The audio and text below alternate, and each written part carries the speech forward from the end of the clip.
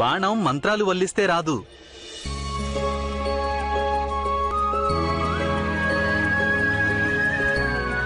మనశ్శక్తి నుండి వస్తుంది సఖీ.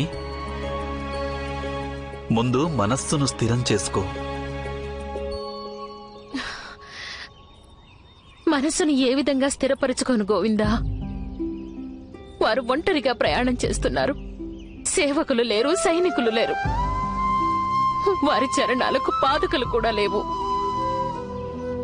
ఇంత కఠినంగా తపస్సు చేస్తుంటే వారి సౌకర్యాల గురించి ఆలోచించేవారెవరు? ఈ దిగులు నా మనసును స్థిరంగా ఉండనివ్వడం లేదు గోవిందా. దిగులే ప్రేమకు సమగ్ర నిదర్శనం సఖీ. అర్జునుని గురించి నీవిలా దిగులు చెందడంలో ఆశ్చర్యం లేదు. కానీ నేనెప్పుడు ఆర్యపుత్రులు అర్జునుని గురించి ఆలోచించినా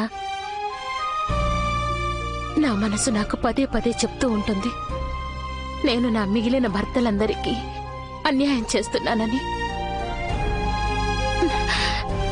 నా సంకల్ప బలాన్ని నేను కోల్పోతున్నాను గోవిందా.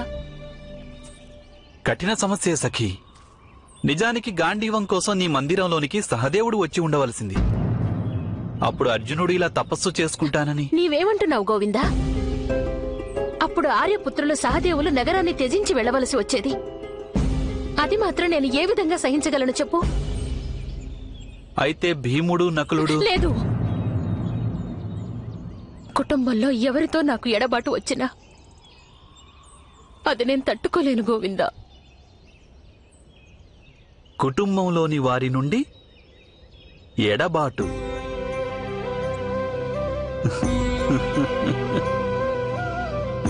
ఈ పదానికి రెండు అర్థాలున్నాయి సఖీ.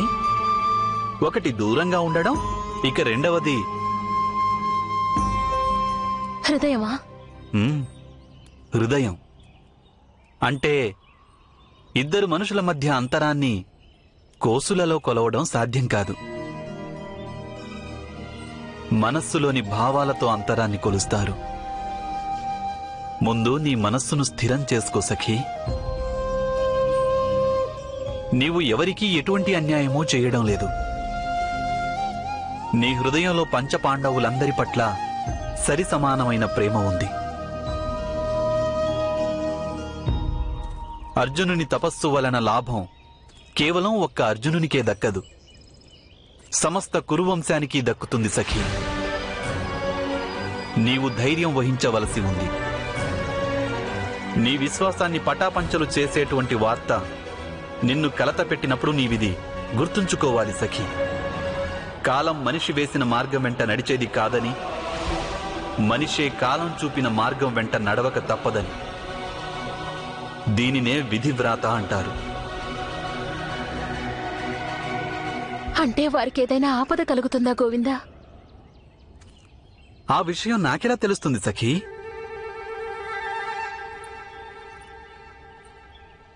నీకు భవిష్యత్తు తెలుసు కదా గోవిందా.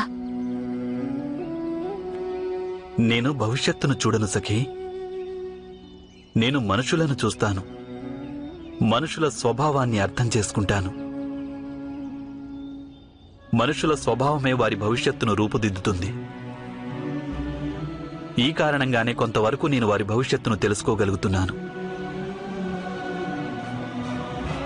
మన అర్జునునికి ఏదైనా ఆపద కలుగుతుందో లేదో నాకు తెలియదు.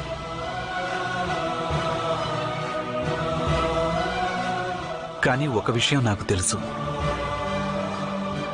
అర్జునుడు ఏ ఆపద వచ్చినా అవకాశంగా మార్చుకోగలడు. కనుక అర్జునుని గురించి నీవింతగా చింతించవలసిన అవసరం లేదు. నీవు ధైర్యంగా ఉండడం నేర్చుకో సఖీ. ఈ పరిస్థితిలో ధైర్యంగా ఎలా ఉండగలను గోవిందా? నీ మనసుకు విశ్వాసం కలిగించు. నీ కుటుంబ సభ్యులు ఎవరైనా ఎక్కడికి ప్రయాణమై వెళ్ళినప్పటికీ సదా నీ చెంతనే ఉన్నారని, నీ హృదయంలోనే ఉన్నారని.